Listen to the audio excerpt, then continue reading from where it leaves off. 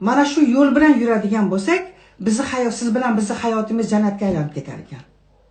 Mana nima uchun biz bu yo'l bilan yurmaganimiz uchun ham siz bilan biz tashvish, stress, gadoylik, kambag'allik, baxtsizlik, depressiyada yuribsizlar hammalaring.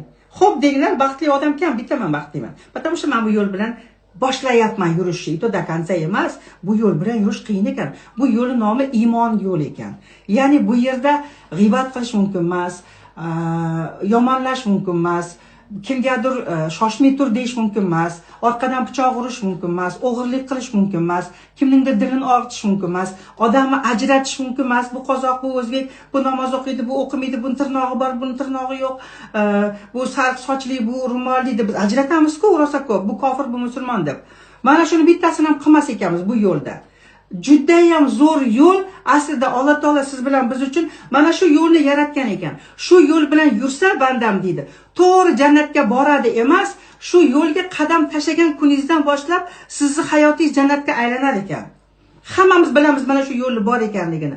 Lekin sekin ko'zimizni yumib o'tib ketamizda, namoz o'qiyapman, jumaga boryapman, hajga borib keldim, roza tutaman, har yili alhamdulillah, mashallah musulmonman deymizda, bilamiz mana bu yo'l bor ekanligini. U qiyin.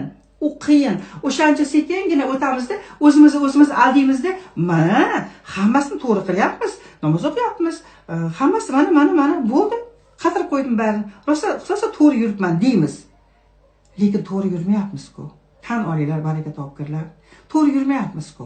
Mana eng to'g'ri yo'l, iymon yo'li. Biz u dunyoga borku, ro'molimizni ham olib ketmaymiz. Pulimizni ham olib ketmaymiz.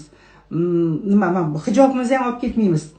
U dunyoga bitta iymon ketar ekan biz bilan birga. Faqat iymonimizni olib ketar ekanmiz. O'shaning uchun biz bu dunyoda faqat mana shu iymonni ko'proq yig'ishimiz kerak ekan. Siz bilan biz.